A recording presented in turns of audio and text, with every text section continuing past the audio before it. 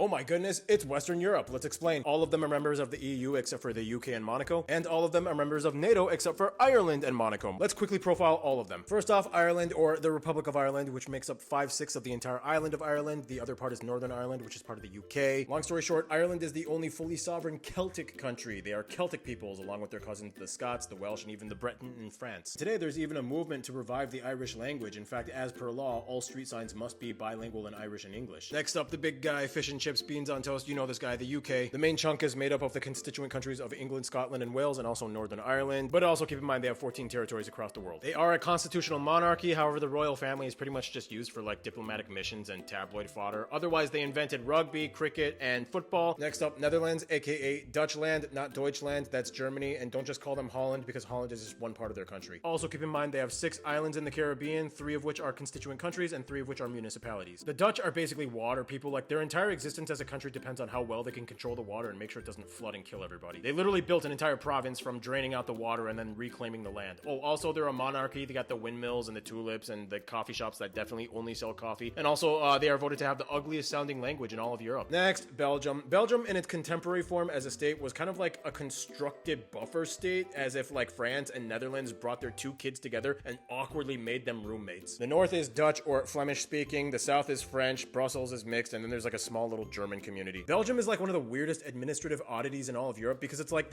everybody's arguing, nobody agrees on anything. They didn't even have a government for like 500 days, and yet they still kind of figured things out. Oh, and they host one of the headquarters of the EU. Oh, and they're also a monarchy. Next, this small guy, Luxembourg. Luxembourg is like if France and Germany had a baby. Both languages are official, along with Luxembourgish, their own Germanic language. They are also a monarchy led by a Grand Duke, the only one in the world. They are also home to one of the 3 capitals of the EU. There's tons of castles and free public transportation here. Okay, next up, France. Okay, there's basically 2 parts to France. There's metropolitan France, which includes this big guy you see right here on the European continent, along with Corsica Island. And then there's overseas France, which has 13 territories across the world, making France the country with the largest amount of time zones. Okay, rule number 1 about France, do not let Paris be your entire depiction of what you assume France is like. On that note, the French identity is so complicated because it's like, yes, they speak a Latin language, but France was like the crossroads where all the Germanic and Celtic and Latin peoples just mixed all together and created a bunch of freak show babies that put garlic butter sauce on snails. And I guess that's like the je ne sais quoi about French people. They're just so convoluted, but also so innovative, and they invented the metric system. Like, come on. Finally, Monaco. Monaco is actually one of the smallest countries in the world. It's also one of the richest. It's actually smaller than Central Park in New York. It's also a monarchy under the headship of a prince, and due to its status as a tax haven and banking hub, it is a hotspot for wealthy residents that wish to open up businesses. Some of the most expensive real estate in all of Europe can be found here. They have their own language, Monegasque, but only about 1% of the population speaks it. So there you go, Western Europe. Enjoy.